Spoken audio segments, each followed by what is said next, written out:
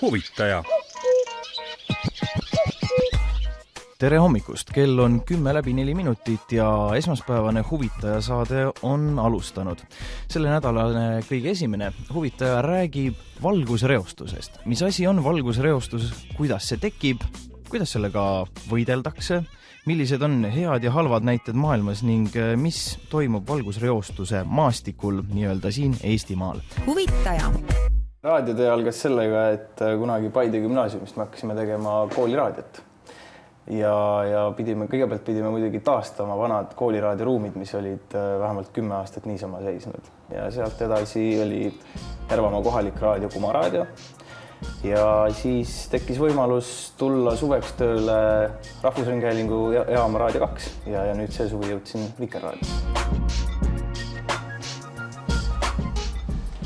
Hallo, tere päevast. Minu nimi on Madiski, me helistan teile Vikerraadio stuudiost. On palju inimesi, kes pärast ajakirjandus õpingute lõppu või ka nende ajal tahaksid töötada Vikerraadios, aga mis on Madise puhul võib-olla see eriline miski, mis nii-öelda teda siis teistest esile tõstab? Madis on lihtsalt tüüp, kes on nagu raadio jaoks loodud. Tal on väga kiire reaktsioon, tal on meeldiv hääl, tal on hea eesti keel.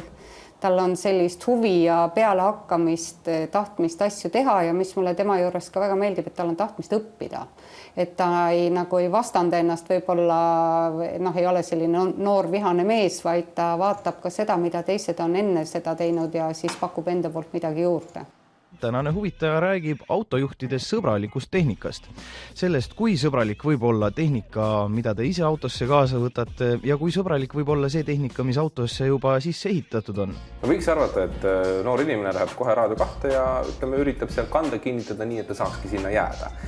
Sina nii-öelda astusid sammu edasi. Vikerraadio on kuidagi ootamatum valik. Miks? Need raadiojaamad on oma iseloomult ikkagi üsna erinevad ja ma just mõtlen sisulist poolt, et siin on seda eeltööd ja ka teatud mõttes seda eetri vastutust on rohkem, kuna tegemist on ikkagi Eesti kõige kuulatavama jaamaga ja tundus selline põnev asi, et võiks ära proovida. Väga lahe näite, kuidas sa tööd ka siis teed. No vaata. Või passid siin niisama?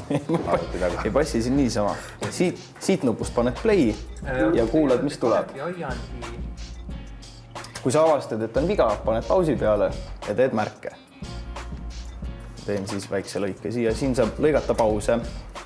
Millist tagasisidet on kuulajate poolt Madise kohta tulnud? No eks see sai ka tema tööle jätmisel otsustavaks, et see tagasiside on olnud hästi positiivne.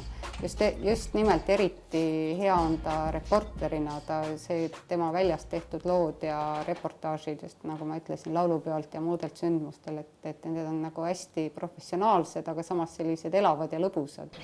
Huvitaja.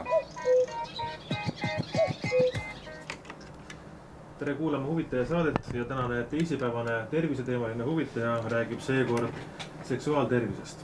Madis, kuulajad saavad sinuga kohtuda reedeti Huvitaja saates. Huvitaja saade on selline arutelusaade, kus käivad ja räägivad inimesed oma ala spetsialistid oma eluvaldkondadest. Nii on esmaspäeviti loodus, keskkond, teisipäeviti tervis, kolmapäeviti räägivad aiapidajad ja neljapäeviti räägime sellest, kuidas olla kodanik ja kuidas saada hakkama Eesti ühiskonnas ja reedeti, kui teen saadet mina, räägime tehnikast, tehnoloogiast, IT-st ja kõigest muust säärasest. Kas see, et sina oled valinud tehnikateema, tähendab seda, et sa oled tehnikateemadel väga hästi kodus? Pigem mitte. Aga ma olen võtnud natuke selle joone, et kui on keeruline teema, siis ma eeldan, et ma olen piisavalt rumal, et kui mina sellest asjast aru saan, siis ilmselt võiksid saada ka kuulajad aru. Sest tõepoolest tehnika on niivõrd lai ja väga tihti väga spetsiifiline. Ja kui suudab saatekülaline selle tehnilise aspekti niivõrd lihtsalt ära rääkida, et minu peas hakkab see pirn põlema, et tegelikult võib-olla ei olegi nii raske ja nii keeruline, siis ma loodan, et seda mõistab ka Vikerraadio kuulaja. Millisena sa näed ennast 10 aasta pärast? Tundub, et raadio on midagi sellist, mida ma olen teinud tegelikult juba alates põhikoolist, nii et ma kardan, et sellega on minu edasine elu väga tihedalt seotud.